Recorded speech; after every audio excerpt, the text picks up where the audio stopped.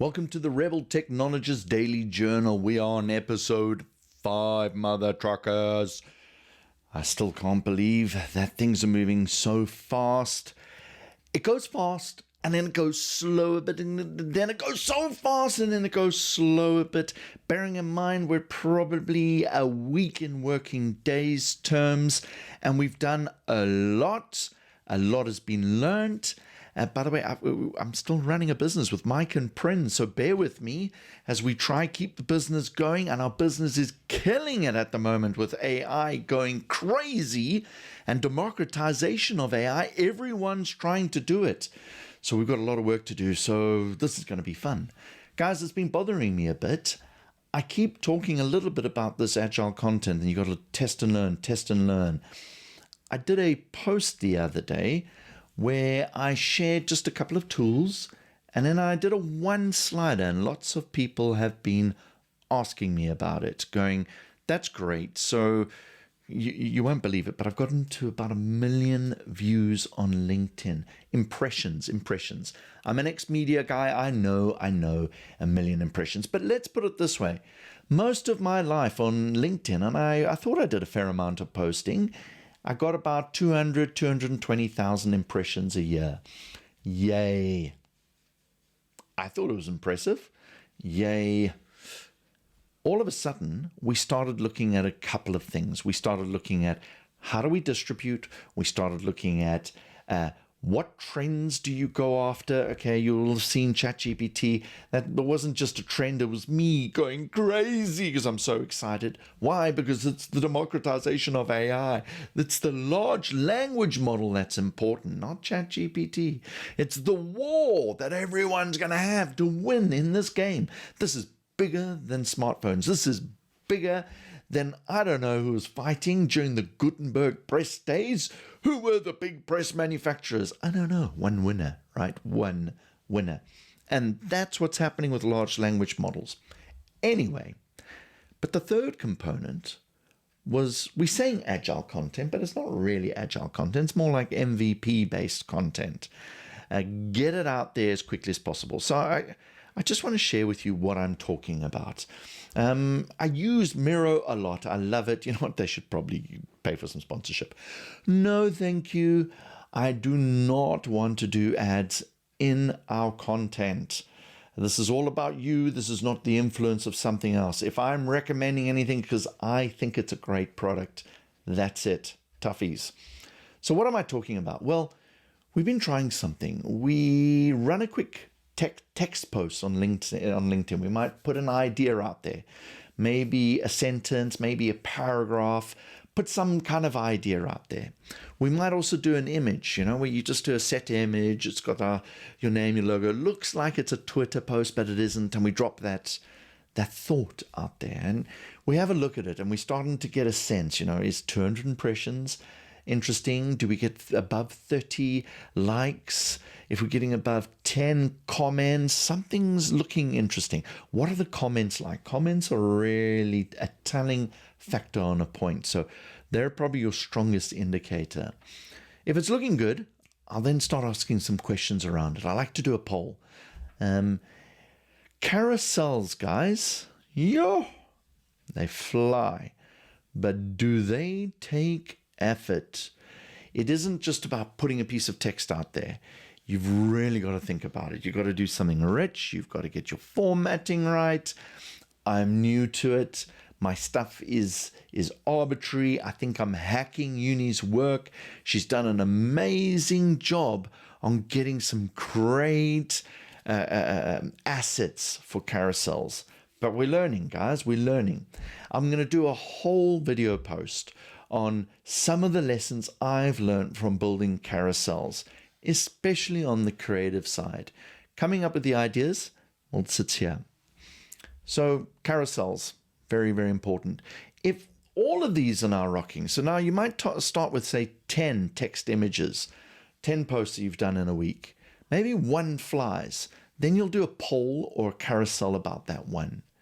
Now, let's say maybe 1 out of 10 polls and carousels are really flying. Then start looking at doing video shorts. So doing a content channel really flew.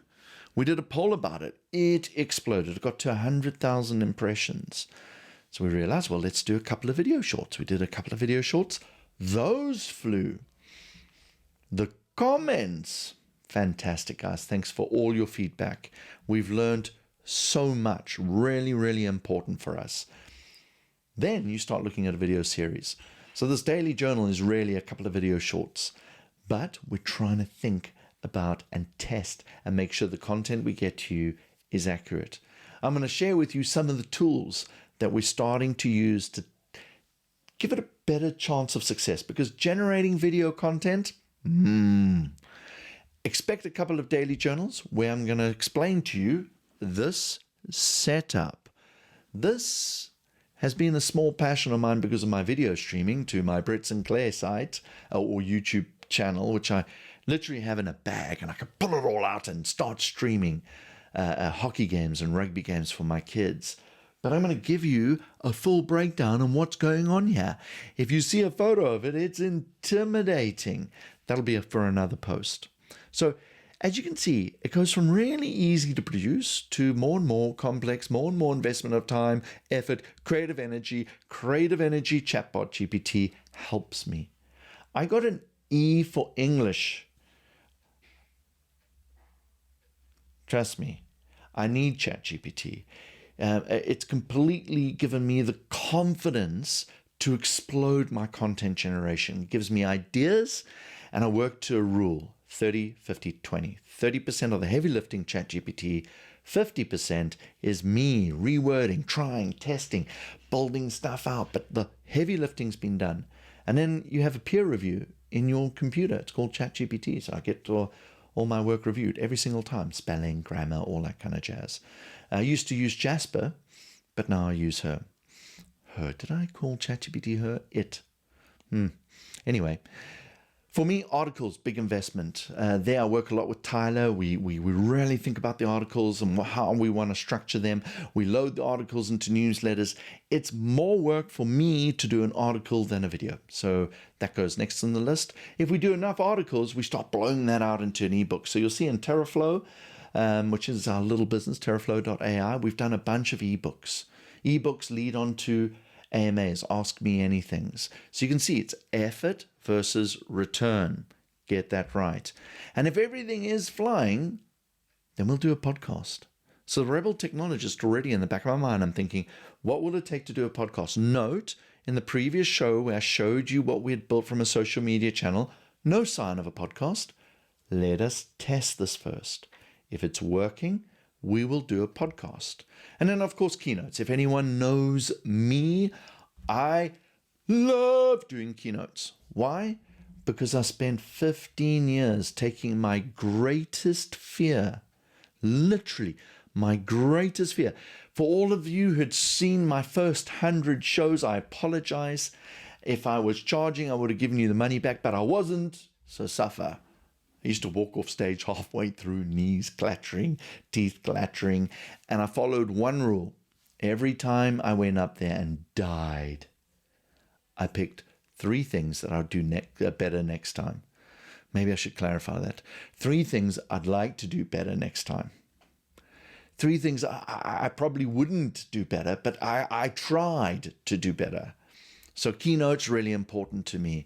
For me, keynotes is where I get to speak to people. In this world where you're trapped behind a screen, I want to be out there at events talking to you in person. Really important to me. So Agile, get it out there, start. It's going to be rubbish. I have posted some rubbish in my lifetime. And now I want to show you an example, but in the terms of design. I want to show you, and I want to show you a concept. In our business, TerraFlow, we have a chatbot. That chatbot is our intranet.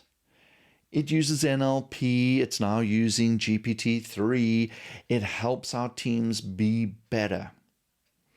It's also the brains to a lot of what we do. It's the interface actually to the brain. Our brain's actually called a TARVUS. But it's the interface. And so we started talking about the bot outside of our business. And I want to show you how that has evolved. We tried it, we got out there quickly, and we iterated it. Let's go and have a look at an example of that. So this is the early days of our social media posts. Shall I zoom in a bit so you can maybe see and you start getting a sense of where the bot started coming into play.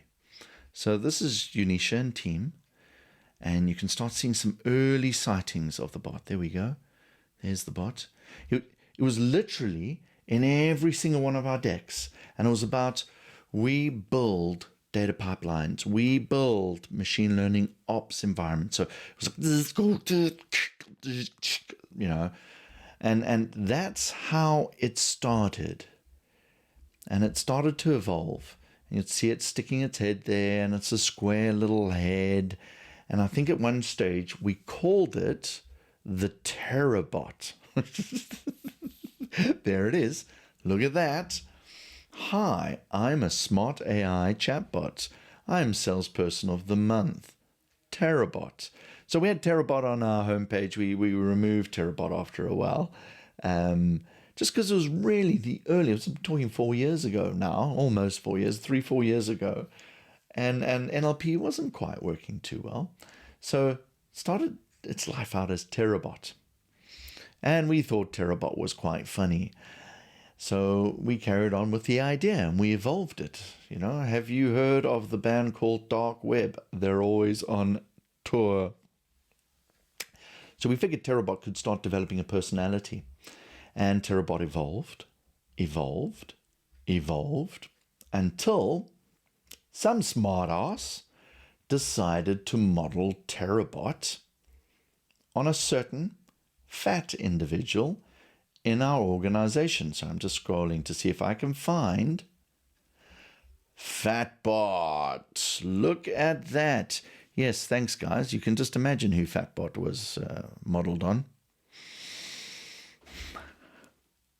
Yeah, it was modeled on me. The guys think they're so funny. Ha, ha, ha. No, actually, I quite love it.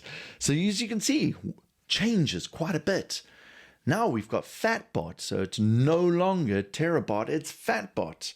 I remember one of our agencies said that's not a great idea. It's going to, fat people are not going to take well to it. Well, I'm fat and it's based on me, and I think it's hilarious.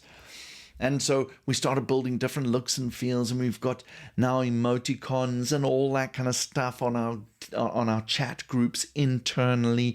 And we use Fatbot, and Fatbot now does everything in our business. When Fatbot goes on holiday, it lets us know. It tells us a lot, and we just evolve it. It's really, really, really part of our business. So guys, that's just a couple of tips on Agile or MVP content.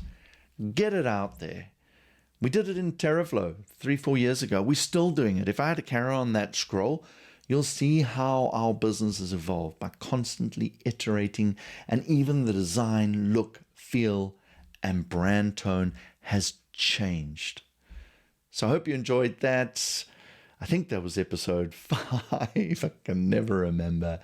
Have a wonderful day.